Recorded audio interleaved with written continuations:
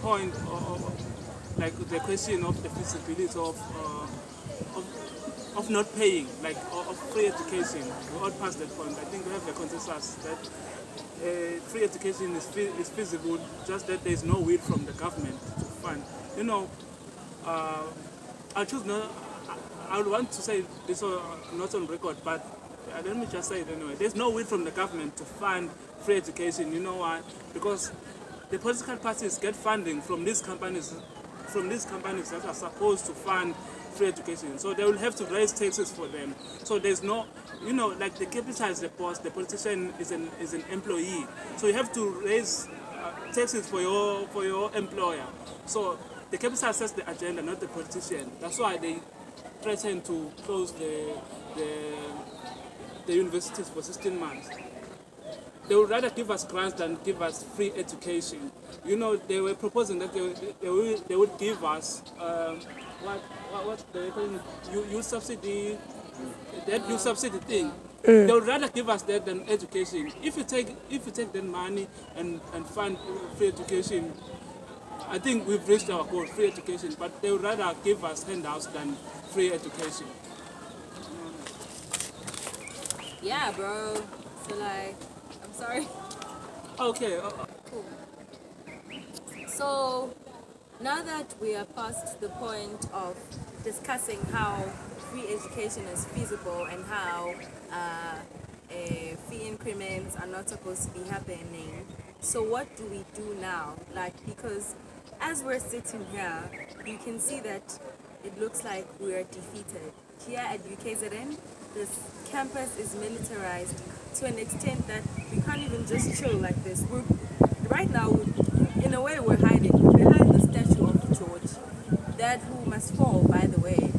But, it's like it's just so hard to express ourselves in a space where we're actually supposed to be free to express ourselves and we're supposed to be free to demand whatever we want to demand. And, yeah, and I don't know, what do you guys have to say? Like, the bad thing about this is the way the universities have been they've been turned into now. They've been turned into concentration camps. We can't articulate on ideas. We can't develop intellectually. We can't oppose ideas. And also it exposes the arrogance of the VCs of this country, more specifically the VC of UKZN, who instead of having a conversation with students would rather have police trying to make sure the student have no voice. Now students can't even say anything because can't even gather and discuss this issue because they will be in violation of the court's interdict. So it's many things that students are dealing with. We are dealing with over 40 arrests at UKZN. If you count the country, more than 100 arrests. Currently, even today, there were more than 20 arrests in Johannesburg and many other campuses. So you deal with a situation whereby the voice of the youth in South Africa is silent, so we can't say anything. But they take us to school to say we must develop intellectually. When we develop intellectually and start questioning their ideas, they send police on us to brutalize us. Free education is for everyone. We need to fight for our rights. This is our mission to have free education because every year our students are being financially excluded.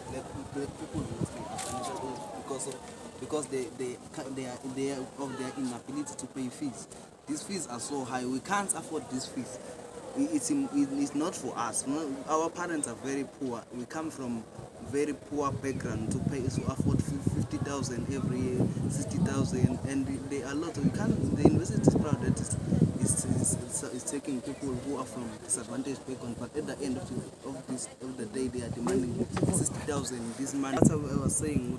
We need to fight for free education, and we will achieve it. Fees are always going up, but now they are going up. Okay, can I say something? That the fees I'm not sure if I'm saying this right, are inversely proportional to the number of the black students here on campus. If the fees go up, the number of black students is decreasing. So what are we doing? Are we trying to make the campuses as white as possible? I think it's deliberate that the government, what government is doing. Look at everywhere where like the blacks lives, at Hebrew, at Point, at Inchanga, everywhere. There is drugs. If you're trying to get ahead in life and get yourself educated, then they reward you with 300,000 plus of debt. For a degree that is going to give you something like 12,000 a month. How are you going to pay that? I think the politicians have forsaken us. You know why? Because the struggle has rewarded them with close proximity to capital. So now they're enjoying the benefits that we're not getting. That's why there is no will from the government to educate us. I think apartheid never ended. It changed its administration. It hired black administration, which happens to be the politicians. Please, politicians, tell us who's funding you. Then the answer of free education lies there. That's why we have no will to educate us, but rather give us these handout. We're not asking for RDPs, we're not asking for what the youth subsidy thing, we want just education. You see what the VC is doing here, like militarizing the campus, is silencing us, but there won't be peace if you silence us. Rather come and engage us, and there will be peace. This you're doing here, I mean, it's not sustainable.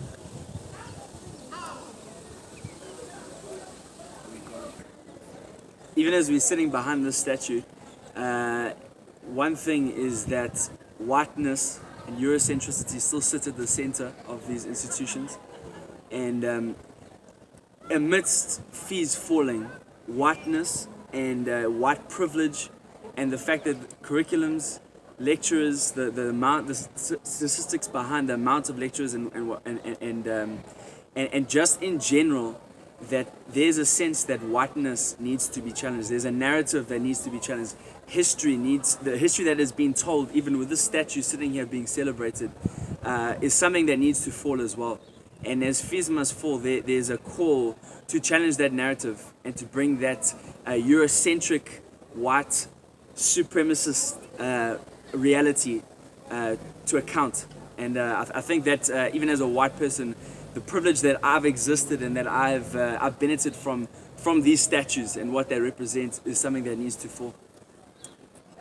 You see, we are black students who come from backgrounds that are not as rich as other students, like white students or Indian students or whatever the race may be. But I feel like the increment of tuition fees does not go along with our backgrounds.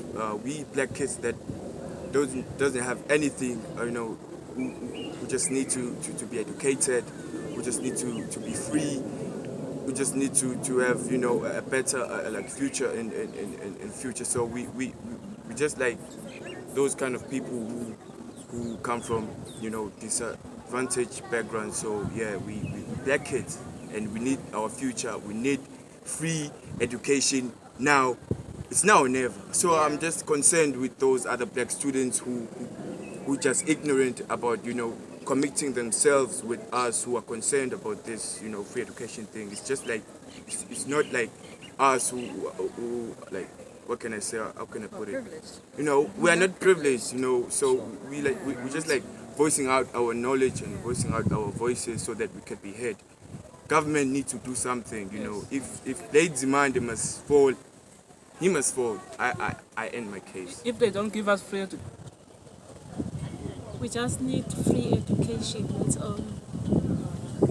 What is free education? Okay. So what we're actually trying to say is we want all forms of oppression to fall. Patriarchy, racism, white supremacy, it must fall. And we call on all students to come here tomorrow at Howard Lawns to meet up with us so we can devise a plan where we can mobilize and we can fight for this free education to come, because if we are going to wait for it while in our classes, it's never going to come. And yeah.